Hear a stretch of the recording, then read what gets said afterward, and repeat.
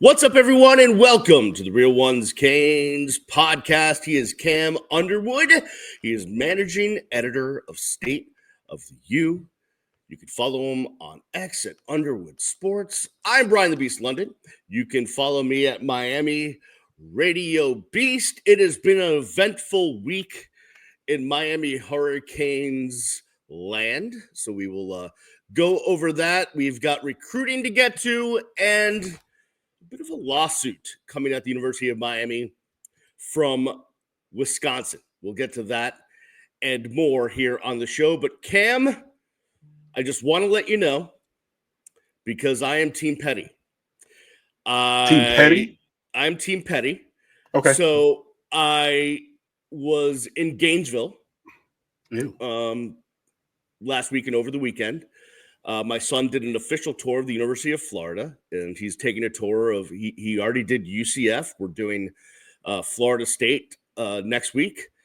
And when I was on the campus of the University of Florida, I was driving along the campus roads, and in golf carts were all of the recruits that were on their official visit to the University of Florida. Yeah. And did I slow down and put up the U and flash the U to all of the recruits several times, back and forth, turn around, made a U-turn, did it a couple times? Yes, I did. I did do that. My son is attending what is called the Summer Media Institute at the University of Florida. So when he was checking into the dorm there, which is straight out of 1952, but, you know, best university in the country. When he was checking in, the one of the mascots, Alberta, the female mascot, was there to greet all of the kids as they were checking in, all these high school kids, and Alberta wanted to do the chomp and high five me, and I yelled at Alberta, "Go Canes!" and the entire room went silent with like 100 kids in it. So there was that. Good. So you upheld the tradition and legacy of our collective, you and I, alma mater of the University of Miami, you know, the place that we matriculated and graduated from. And we are also not just teammates on this podcast, Brian. I'm going to let you in a little secret. I, too, am a charter member of Team Petty. So congratulations and thank you for being that extension of the pettiness that's inside of my heart and doing that. Yes, absolutely. I, for one, have never been to, I've been through, driving, places when I through Lawsui County, but I've never been to the University of Florida or Florida State or any of those things. I'd never made those road trips with friends because we always had performances and concerts that I couldn't, leave and whatever. Anyways, but yeah, so doing that and being that representative of us is something that I appreciate. So thank you, Brian. Oh, I see what you did there. And now I will have to get it going again as we will leave very early Friday morning. We will go pick up the kid and we will drive from Gainesville to Tallahassee and be in enemy territory once again. And I'll see who I can piss off in Tallahassee. Certainly there'll be someone that I can piss off. Yeah, but really, I don't know that you need to waste your energy on such a moribund program, such a bombed out and depleted organization such as the 2-10 Seminoles. I don't know that they are even worth such time of pettiness. But if you find the opportunity, then, by all means. I can tell you that if there was some sort of rivalry between the University of Miami and Miami-Dade College, I would find a reason to shove the U in their face. Well, I mean, yeah. Well, see, okay, I'm not going to get there, but I mean, like, if you go to Miami-Dade or you go to FIU, like, you wanted to go to Miami, so. Oh! I mean, like, I mean, there's so many people who transfer over and everything. Yeah, it's just like, true. Hey, a lot of people who know me, or people who know me, know that I'm from Detroit and I went to the best school in the state of Michigan, Cranbrook Kingswood Upper School.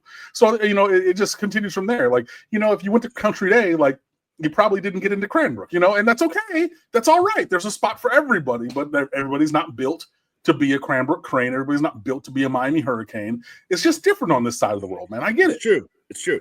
And just so everyone out there in the audience doesn't freak out, when we get home from Tallahassee, a few days after that, my son will be starting for the second year in a row, a 3-week intensive program at the University of Miami, where he will be on campus for almost a month, doing all sorts of media things and all of that stuff. And as of right now, the University of Miami is his first choice, where he would like to matriculate. He would like to get a full scholarship so we can afford that. So if someone could work on that, that would be great. But that's where we are. So don't think like we're just doing our due diligence. We're going to see all of the schools just to, just to do our due diligence. But the U is at the top of his list.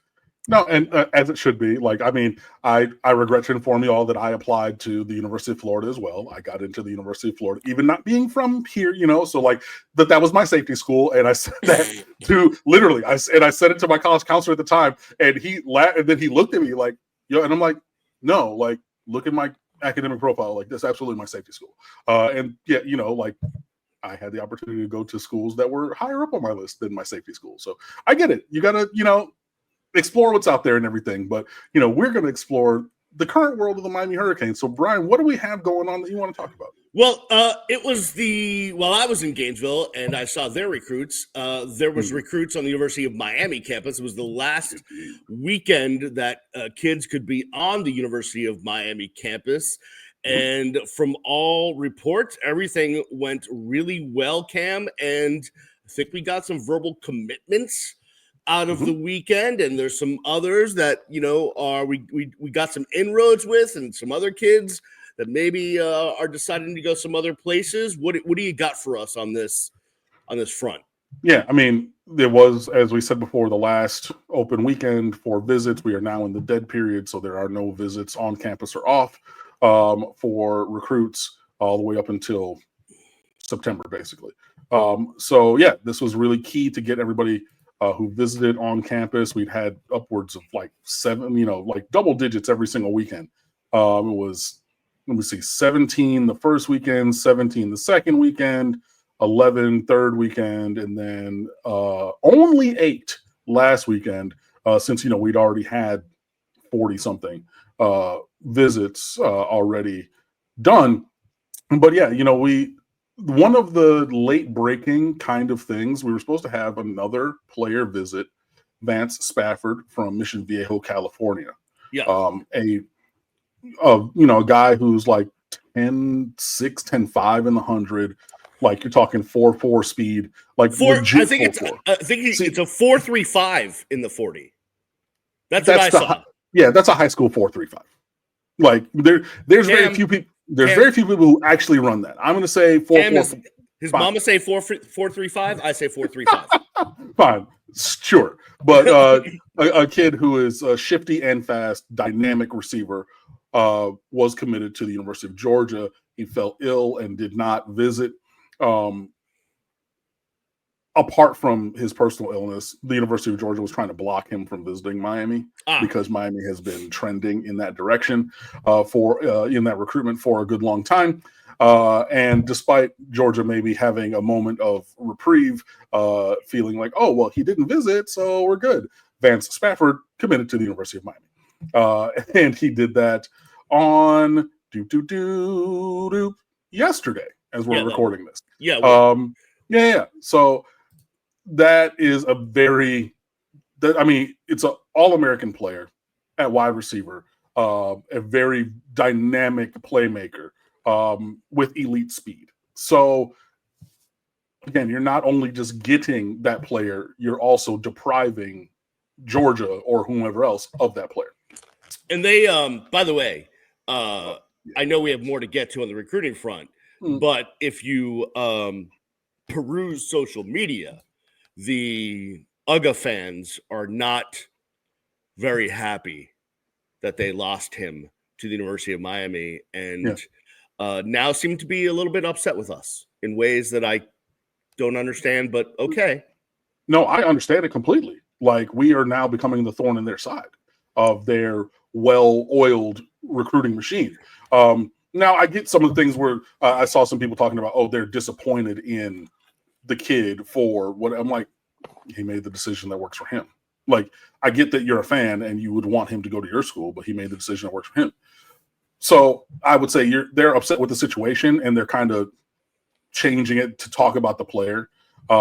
It's like players who have not gone to Miami. I'm not upset necessarily because I don't know these kids to be personally upset with them. I'm mad as a Miami fan and alum with the situation because I would prefer them to be on our team's roster. But yeah, so Vance Spafford was one of the commitments coming out of this weekend. A second commitment, another top 150 player in the country, but from closer around these, this neck of the woods, Ashari Charles from Venice, about 6'3", 230-pound defensive end, listed as an athlete, but he's going to play edge, rusher, edge defensive end. He also is committed to the University of Miami, so it's back-to-back 4-star commitments in back-to-back days. He's another player who has just been incredibly productive at the high school level. He is a monster, and he might not have the super duper high ceiling, like, first round draft pick type stuff. Like if you're looking at, when Miami got, Ruben Bain had like 73 sacks his last 2 years of high school. Like he's an outlier. He's kind of a compacted body. But if you're looking at like last year's recruit, Marquise Lightfoot, who's 6'5", 220 pounds as a freshman coming in, this is the prototype of an edge rusher. Like Ashari Charles lacks a little bit of that explosiveness and length, but this is a blue chip player who I definitely want on my team. He can play here. He can stop the run. He can get after the passer. He can do all the things. Maybe a little bit of a high floor, a little bit of a lower ceiling, but he's definitely a player who can play here. So don't think that just by mentioning that I'm negating his talents. This kid can definitely play. So you got him. Miami making moves with Jason Lopez, a two-sport athlete from Chaminade, Madonna. He plays wide receiver. He also plays point guard, 5'10", about 165, 170 pounds. He visited with both programs, similar to how Calvin Russell did the previous week, and everything. So that's another player that Miami's after, and everything. So, we're going there. Nolan Wilson, a borderline 5-star player, 6'4", 245, 250-ish from Picayune, Mississippi, and a very high-end edge rusher, was on campus, and the early returns were very strong along that path. Also, Javian Mallory, the running back commitment who previously visited Alabama, was on campus last weekend. So, we will see how that shakes out. Again, I'm of the mind that between Javian Mallory staying committed, Jay Lamar from Georgia, Colquitt County, and Derek Cooper from Chaminade, you need 2 of those 3. You really need Cooper and one of the other ones. I'm really, agnostic as in terms of which one. But you need Cooper and you need one of those other 2. But all of that is to say, there are, extending without this Vance Spafford point, it's reasonable why Georgia's upset with Miami, because they lost head up for Jackson Cantwell and started leaking things about NIL because he wasn't coming there because the number 1 player in America is coming to Miami. You've now lost Vance Spafford to a flip. It looks things are trending in Miami's direction with Derek Cooper over Georgia and everybody else. Right. Jay Lamar is from your backyard. Miami's strong there and could close there, and there are others. So, again, there are multiple points. Brett College from IMG. There's plenty of points where Miami's already taking your lunch and is lining up like, the bully in 5th grade. As soon as you get out your mama car and come in the door to school, hey, let me get that. So I get it. There was, even before the recruiting stuff, there was some shots being fired from Georgia because, Carson Beck came down here, and I think maybe they thought that was a good breakup, but still hurling insults in our direction. That was happening. But the thing that I don't understand is, Georgia has been at the top of this game for the last decade, right? They've done a really great job. I'm not just talking recruiting. I'm talking actually playing the game of football, right? They've been at the top of the game. They kind of took the ball from Alabama and ran with it. So I don't understand why they keep our name out your mouth and worry about your own issues, man. Like that's kind of. But the thing about it is, Miami is becoming the issue. You know what I mean? Like they don't want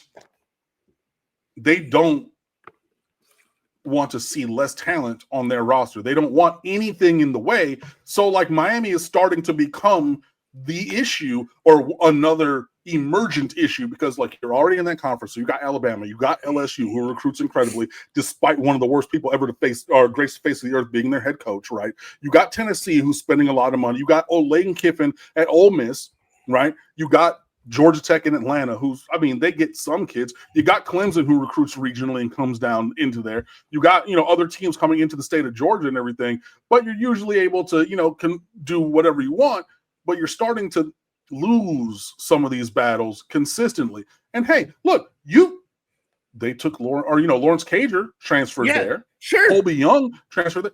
Vaya con Dios, go do your thing. Like, hey, it is what it is. The world keeps spinning. But no, like the fact that the volume of their shenanigans and their vitriol towards the University of Miami has increased shows that they are scared. Like a lion doesn't concern himself with the opinions of sheep. You know what I mean? But if you see another apex predator, right, all of a sudden rolling up, it's like great white sharks and what is it? The killer whales? Killer whales are menaces. Yes, they are. Man, but like they feel like they're a great white shark. Yo, I can deal with anything. But now you got the orca of the University of Miami patrolling the waters. And you feel a little, hey, like, I mean, I'm concerned. I'm going to say something because if he all of a sudden comes over here, it's night-night. And everybody was scared of me being the great white, being the University of Georgia. But if the orca's now coming around, right, even not fully grown, even at, half maturity, you start to say, hey, I'm concerned. So, like, I get why they feel the way that they feel. And, like, I also hear your point of, like, hey, keep our name out your mouth, worry about, what you got to worry about.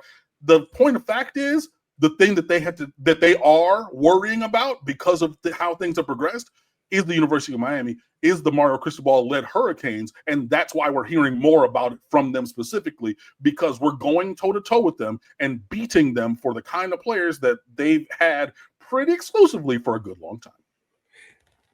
2 points, and then we'll move on, which is one, direct your issues with your own coaching staff and recruiting staff.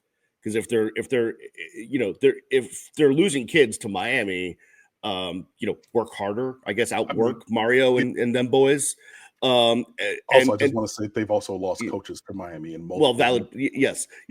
And two, you cannot convince me that the Classic City collective that runs that place up in Athens doesn't have as much money as the University of Miami collective. You can't convince me that UGA with all of that money just isn't on the same plane as what the University of Miami is spending on NIL. Like you cannot convince me of that.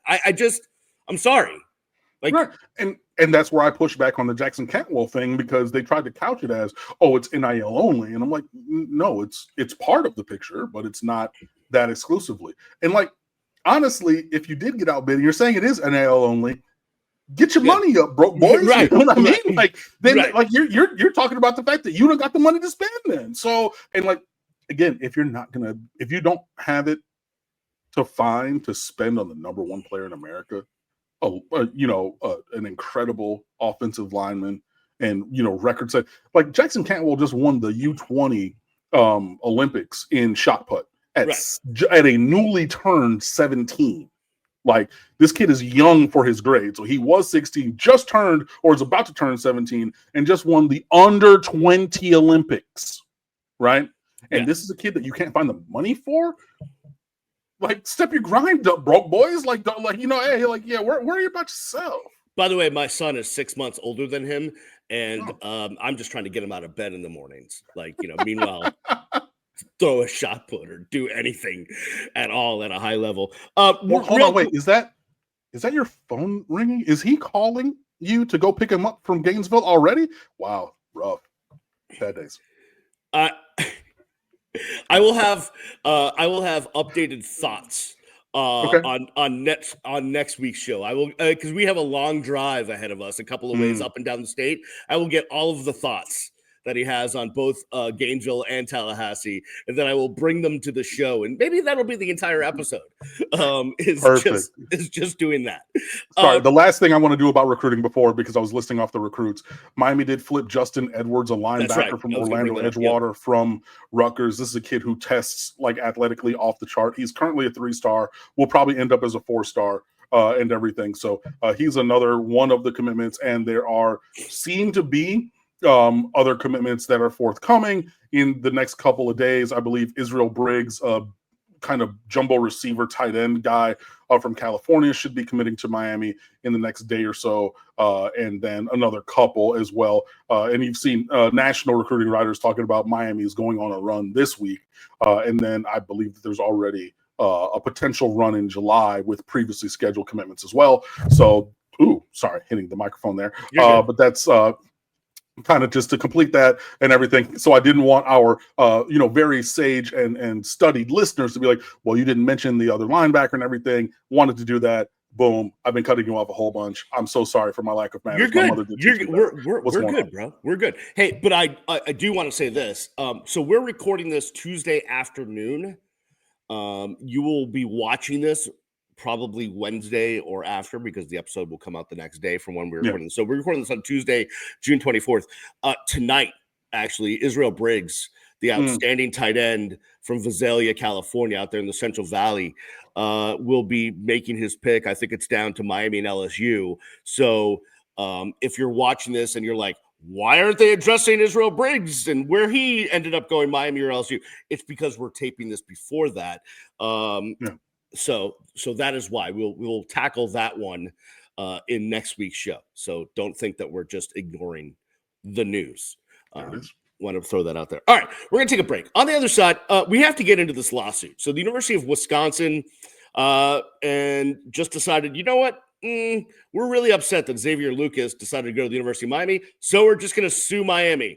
We will get into that and more on the other side. You're listening and watching the Real Ones Canes podcast. Hey, everyone. Welcome back to the Real Ones Canes podcast. I'm Brian the Beast London. You can follow me at Miami Radio Beast. He is Cam Underwood. He is managing editor, State of the U. You can follow Cam on the X at Underwood Sports. Cam, stateoftheu.com has got all of the stuff that Canes fans want to read. I saw some great articles on there today. You've got a great staff over there. It's open 24/7, 365. It's free, which to me, if as I say, if it's free, it's me.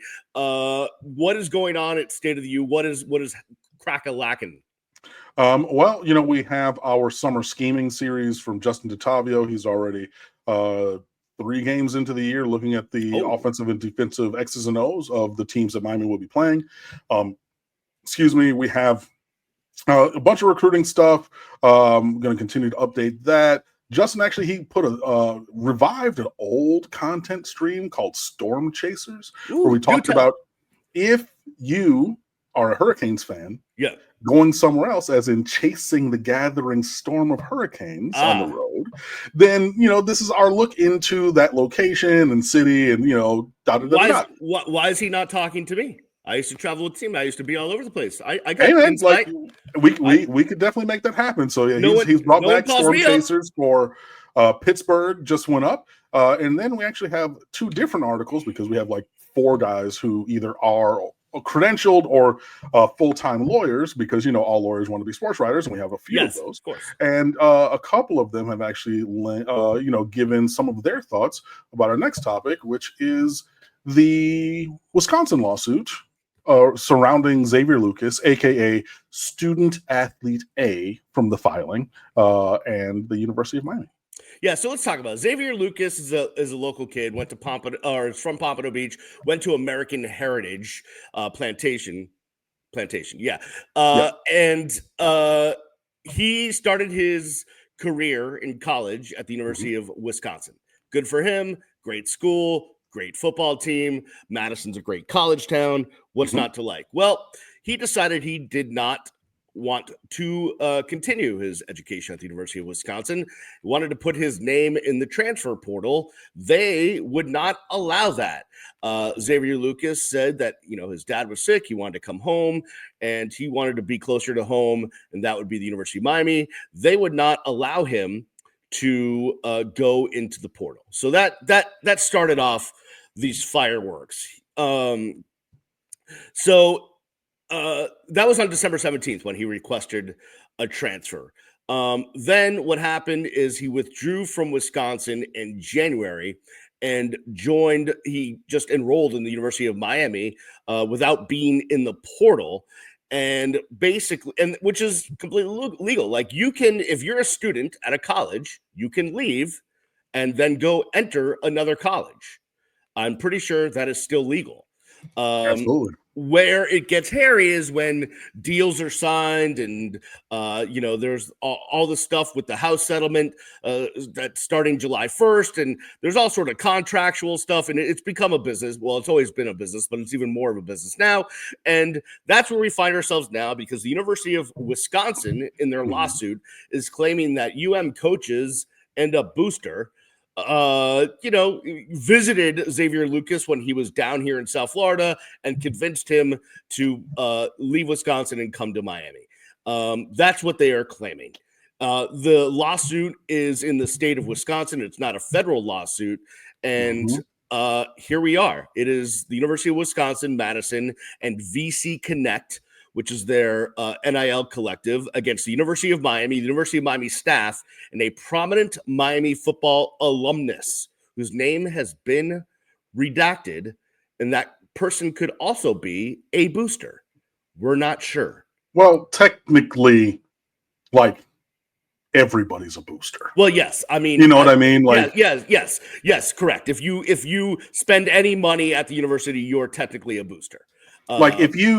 If you buy a ticket to a game ever, yes, you're a booster. You are a booster of, right? Yes, correct. So technically, even if you, referring to the previous piece of content, which is up for free at cityofview.com, by the way, if you were a storm chaser and you went to a road game and bought the ticket from the road team's box office, you were a booster of that school. Here's a perfect example. A lot of times I will go on the road and cover the University of Miami, especially when they play in Atlanta, because I love going to Bobby Dodd Stadium. And a friend of mine was like, hey, I can also meet you in Atlanta. And I'm like, I can't get you a credential, but I'll get you a ticket. Like, I can call up there and see if I can get you one ticket to sit in the Miami section, which I did. And I'm getting emails inundated. My inbox is inundated to this day because they believe that I'm going to continue to support Georgia Tech. Right. I am a booster. Right. But that is the definite, the threshold for becoming a booster is very low. It's way lower than people think. However, I get in the colloquialism of it, they're couching it as this major financial player who's dumping hundreds of thousands, if not millions, into the operational budget of things. So yeah. So let's look. Neither of us are lawyers, okay? And no. I don't want to sit here and tell you what I think is going to happen in this case, other than it would not surprise me if they settled out of court. Because a lot of times these things do get settled out of court. And that's probably the least messy for all parties involved, I'm going to say. But I don't know where the legal precedence is. I know this would be a groundbreaking kind of case, or is a groundbreaking kind of case. It's kind of the first of its kind. I will say this. When I saw it, speaking of Team Petty, I was like, man, that's really petty. This is what we're doing now, is we're suing because we're upset that a player was unhappy here and went somewhere else. And then I think about the last 100 years of college athletics with bagmen and people showing up at people's houses and all of the things that we've detailed on this show repeatedly, over and over and over and over. All the stuff that was going on in the darkness, people are now we're gonna, now that's never been dealt with in a court of law. Now we're going to take all of that and bring it into a court of law, I mean, okay. It seems a little bit egregious. It is. And for me, I just think it strains credulity. Like saying, okay, well, like, first of all, you have to prove what the phrase from the lawsuit, tortious interference. So what you're saying is you have this contract is binding, period. And like I pulled up one of the tweets from Darren Heitner, who I do, he's a well-known sports lawyer, and I believe he's representing Xavier Lucas. Representing Xavier Lucas, exactly. Well, he represented Xavier Lucas in the previous case about them not letting him in the transfer portal. Right, and that was exactly my point. Like, and I'm just going to read the tweet, or from the tweet, Darren Heitner says, Wisconsin violated NCAA bylaw 13.1.1.3.1, which required Wisconsin to enter Xavier Lucas' information into the National Transfer Database within 2 business days of the request. This is NCAA bylaw. Like, and so what they're doing then is saying, whatever contract that we've come up with, and they're saying that supersedes the bylaws of the NCAA. So saying, okay, this kid has the revenue share contract that he signed effective for July 1st, even though also I'm, seeing, like, reading the stuff that, Rob Weaver and Craig T. Smith and, who are lawyers who, write for stateoftheu.com. And then others, also saying, well, yeah, like they're talking about guys being compensated before July 1st for this, new compensation structure from the NCAA settlement that doesn't go into effect until July 1st. So like you're saying, okay, well, this thing takes effect in July 1st, but he's going to get paid before that. So you're admitting illegality up front. You know what I mean? But like, it's just, you're saying there's so many things. And at the heart of it, apart from the fact that Wisconsin, first of all, they just received recruiting sanctions for illegal recruiting stuff from 2023. I digress. This is really setting up a athletes as employees type thing, because you're basically saying this kid signed an employment contract with an ironclad non-compete, whereas we've taken away all of his other rights, which is, as a student, I do not want to be here. I'm withdrawing from this institution. I am transferring to another institution, which is my right, and you are not following the structures of the NCAA as you, the member institution, are like required to do. By the way, the transfer portal rules are NCAA rules. They are not they're not laws. There's nothing on the legal books in the state of Wisconsin that addresses the transfer portal. Exactly, but there's the NCAA bylaw. Like, if you are a member institution, sure. These are those. Well, yeah, there is no. So, like, again, there's the 13.1.1.3.1. It says, okay, like, this is the bylaw of this overarching, organization and everything. And Wisconsin just said, no, we're not going to do it because of this other thing. And which, again, they are couching as superseding anything else. It will be very interesting to see that. And then, of course, like, they're alleging intent, like, it's on so many levels, like, again, not legally, but logically for me, right? So they're saying, okay, we have this contract, and this contract is the superseding document that goes over anything and everything else. And then you're saying, okay, there's this tortious interference, which is then Miami or agents in service of the University of Miami intentionally went to interfere with said thing and whatever. It will be very interesting. It will be very interesting to see. I agree that it is team petty, but I also understand Wisconsin wants to make an example out of Miami. Sure. Basically. And in doing that, and Miami's been made an example out of before, hence the 1991 Miami rule after we beat Texas 937-2 in the Cotton Bowl. And then all of a sudden, all the, celebration shenanigans that Miami had been doing in that game and others became penalized. Like, I get it. It's just, excuse me, it'll be interesting to see how this all plays out. I very much expect there to be a settlement in this, just because I think at the end of the day, both parties are going to look at mutually assured destruction, just be like, hey,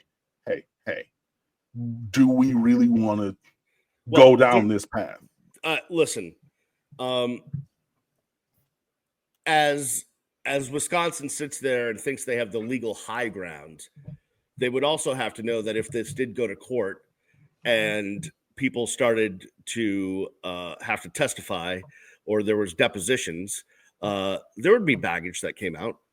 Why were you preventing the kid from going into the transfer portal? What was happening there? You knew the bylaw. You knew the structures of the overarching organization, and you intentionally infringed upon the rights of that person by not doing that.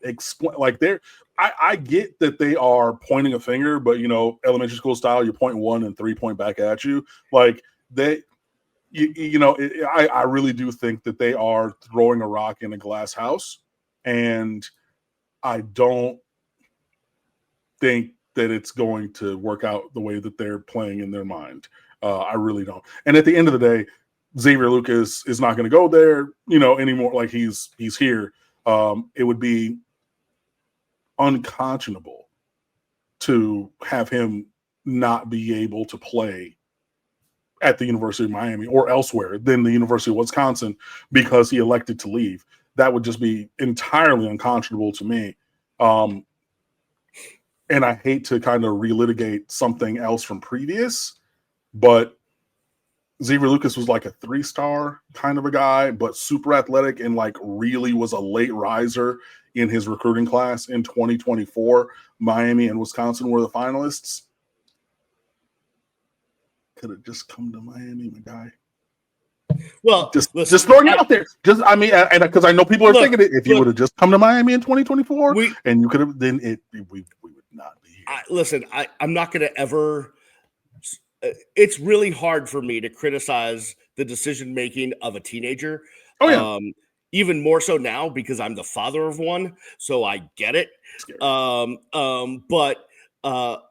I just got an update on the University of Florida from my kid while I'm taping this, so we'll get to that in a second. Okay. But I will say this though. I too expect it to be settled because no one wants the stuff aired in public. I look forward to a day, and I don't know when this will be, when all of this Michigats, as we would say, with the NIL and the transfer portal and contracts and business and all this stuff is just like, it's like one of the pro leagues, right? Where we understand, like, this is how it works. This is what happens. These are the dates. If you're a free agent, you're a free agent. If you're traded, or if you're not that there will be trading, but if you're moved from one school, if you move from one school to another, this is how it goes. That would require collective bargaining and all of this stuff. I don't know when we get there, but that's what will make this stuff kind of go away, because then everyone's not going to be operating on some under the ground, behind the scenes, dark world of transfer portal, NIL, who knows what's going on situation. Yeah. So I hope that happens soon. All right, that's going to do it for us on this show. But before we leave, here's the update. If you saw the first segment, I talked about the fact that my son is doing his college tours. Right now, he's at the University of Florida actually doing a 5-day summer media institute. He is in a class right now at the UF School of Communications. And the TAs that teach during the year are teaching the summer program. And my son just said, I had to help the TA, the teaching assistant, learn how to coil cable. He was unaware of how to do that. And I said, shouldn't he know how to do that? It's like one of the first things you learn in any kind of broadcasting class is how to coil cable. He's like, evidently not at the University of Florida. What is happening here? And I said, I can't answer that question. There you go. That's my latest report from Gainesville. Florida Gators can't even coil cable. Nope. All right. Put it on the scroll. There's your headline. But Yeah. Okay, cool. All right, man. We will get you and I have plenty to get to. You brought up some great topics that we can discuss in the next few weeks while we're waiting for August to come around and the start of camp. I like some of the topics you've come up with. I can't wait to marinate on them. Like who? Let's see. You were what former player? They have to tune in. Don't give it away for free. Well, I was gonna. Okay. Sorry, I apologize. I was trying. Just let it look. It's like a really good lasagna, right? There's something in the oven cooking, and you had to come back in the future and find out what that is. Thanks for watching. Thanks for listening. Be sure you like and subscribe. We'll see you guys next time. And don't let Garfield get that lasagna. We will see you next time right here on the Real One Canes podcast. Peace.